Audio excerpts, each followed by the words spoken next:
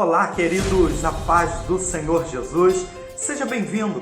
Você está na Escola Dominical. Em resumo, este é um sumário das aulas da Escola Dominical da Comunidade Cristã Cristo Vive, a Concrive. Hoje são 30 de janeiro de 2021 e nesse domingo nós falamos na Escola Dominical sobre o tema A Triunidade Divina. Pois é, um dos temas mais difíceis da Bíblia Sagrada. A Trindade Santíssima, ela deve ser entendida a partir da própria revelação bíblica. Eu não gosto da definição de teologia, que a teologia é o estudo de Deus. Não é simplesmente assim. Deus não é um ser a ser estudado. Eu prefiro a definição que o teólogo Langston dá à teologia. Ele pensa que teologia é o esforço finito e humano de se entender a revelação que Deus faz de si mesmo. Esse é o caminho. Portanto, humildemente, estamos aqui tateando através dessa revelação que Deus faz de si mesmo para entendermos a manifestação do ser de Deus. Trindade, triunidade. Novamente, me permitam as minhas próprias convicções, não gosto do termo trindade, porque penso que esse termo em si mesmo não define ou não traz a própria revelação de Deus. Particularmente, prefiro o termo triunidade quando penso nessa manifestação de um único Deus, nessa manifestação em três pessoas de um único Deus. Deus é um que se manifesta em três pessoas distintas. Eu vou repetir isso. Deus é um que se manifesta em três pessoas distintas. Recentemente estava assistindo um programa de televisão, um filme, e no meio do filme falou-se que enquanto no islamismo a religião aponta um único Deus, no cristianismo a religião aponta três deuses, enquanto no hinduísmo a religião aponta vários deuses. Pois bem, isso é uma falácia, isso não está correto.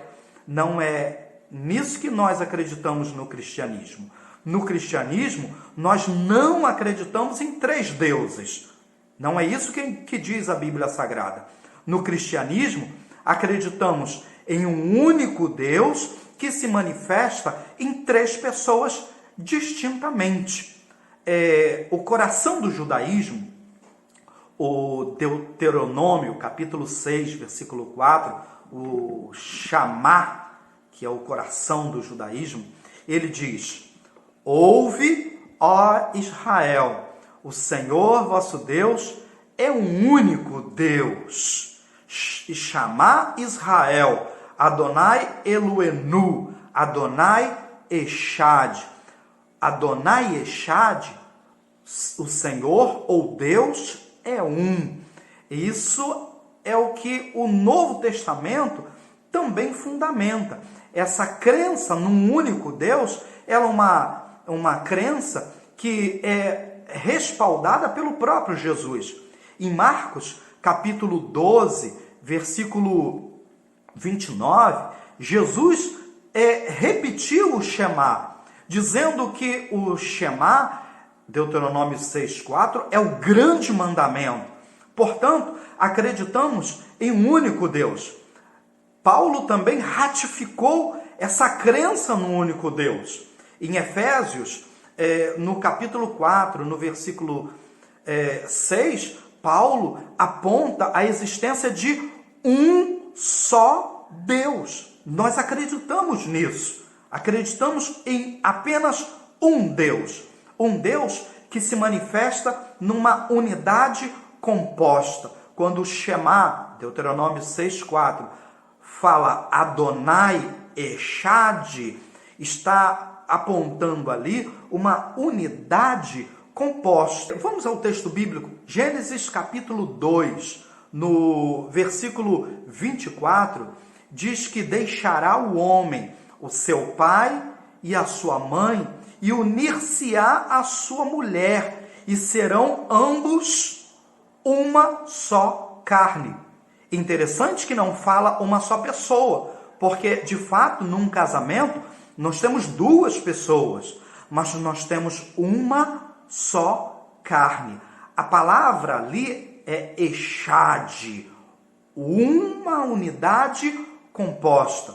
Essa mesma palavra, ela é usada em Números, capítulo 13, versículo 23. Nessa passagem bíblica, essa passagem trata sobre a ida dos espiões judeus ao território de Israel, por ocasião da entrada do povo na terra da promessa, e lá viu-se um cacho de uva, e o texto de Números 13, 23, fala sobre um cacho de uva, e novamente a palavra usada no texto sagrado é echad, que aponta uma unidade composta. Portanto, quando pensamos na doutrina bíblica da trindade ou da triunidade, não estamos pensando em três deuses, mas estamos pensando em um único Deus que se manifesta de uma forma composta, que se manifesta em três pessoas distintas. Echad. O que a trindade não é? Importante pontuar isso. O que a trindade não é? Primeiro, a doutrina do modalismo, que é uma heresia bíblica. O modalismo é uma doutrina que surgiu na igreja primitiva, mas que aponta de uma forma errada o conceito da trindade. No modalismo, é ensinado que Deus, o único Deus e uma única pessoa, se manifesta de forma diferente nos tempos, na história. E no modalismo, equivocadamente, entende que a pessoa de Deus se apresentou como sendo o Pai no Antigo Testamento, no Novo Testamento apresentou-se como o Filho, Deus apresentou-se como o Filho, e agora, na era da igreja, o Espírito Santo, Deus se manifesta como o Espírito Santo. Isso é uma falácia, esse entendimento não tem respaldo na Bíblia Sagrada.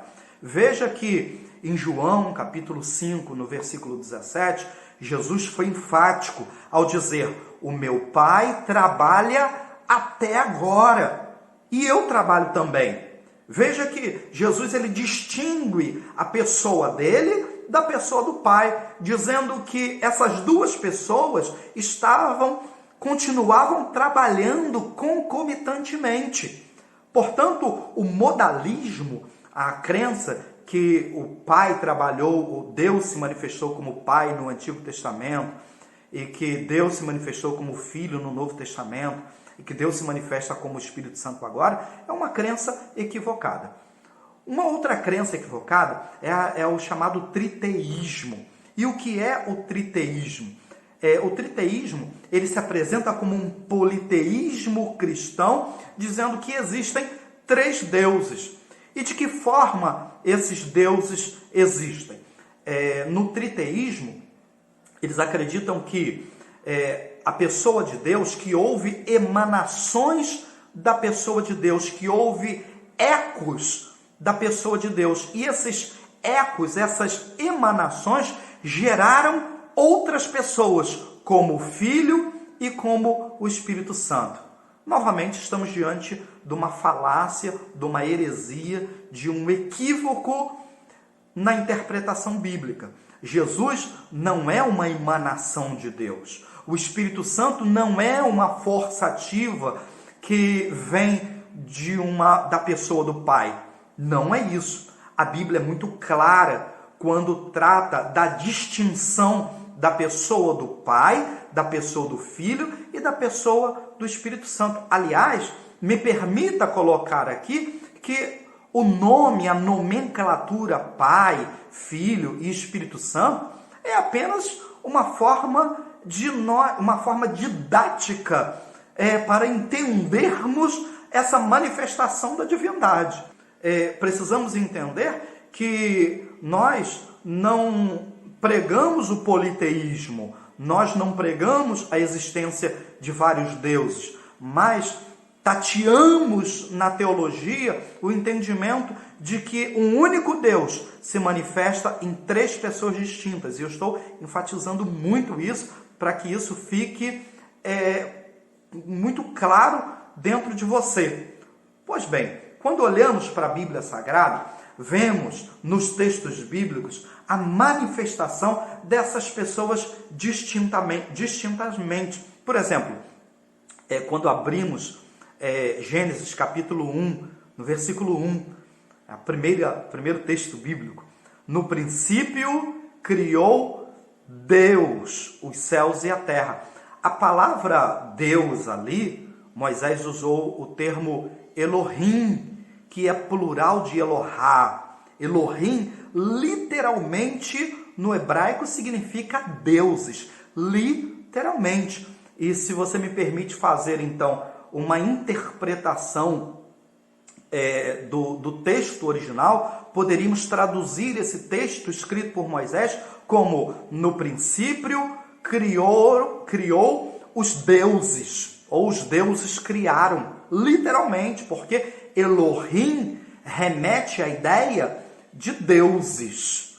Mas entenda que o texto bíblico está colocando não é a existência de 3 deuses, ou de mais de um Deus, mas um Deus que se manifesta em 3 pessoas. Vemos o seguinte, vamos falar um pouquinho sobre essa distinção das pessoas na Trindade, ou na Triunidade. Quando abrimos em Gênesis, capítulo 11, lá no versículo 7, desçamos e confundamos. Isso na ocasião da Torre de Babel, na confusão das línguas. Ali o texto bíblico é colocado no plural, desçamos. Portanto, quando Deus está tratando ali, não está tratando que a confusão das línguas seria proporcionada ou ocasionada apenas por uma pessoa, mas pelas 3 pessoas da Triunidade. Também, na experiência de Isaías capítulo 6, no versículo 8, quando Deus ele pergunta: quem irá por nós? A quem enviaremos? Quem irá por nós? Perceba que novamente o texto é colocado no plural. Portanto, em Isaías capítulo 6, no versículo 8, nós temos novamente uma indicação da triunidade, dessa manifestação triuna de Deus. Nós temos, nos textos bíblicos, de uma forma geral, nós temos claramente a manifestação de 3 pessoas distintas, tá? Que didaticamente a Bíblia chama de Pai, de Filho e do Espírito Santo. É certo que tudo que entendemos minimamente como criaturas, como seres humanos limitados, mas certamente quando chegarmos perto de Deus, quando chegarmos no céu, estaremos com um conhecimento muito maior de Deus. Como diz em Provérbios, capítulo 4, no versículo 18, o caminho do justo é como o amanhecer, é como o sol da aurora que vai crescendo no horizonte. O conhecimento de Deus é dessa forma. Nós vamos caminhando e entendendo cada vez mais, até que um dia, diante de Deus, até que um dia, no céu, diante do Senhor, nós teremos um conhecimento muito maior do que um entendimento, muito maior do que temos hoje. Que Deus possa te abençoar e que esse resumo da Escola Bíblica Dominical possa fomentar o seu conhecimento de Deus. Fique com Deus, Deus te abençoe.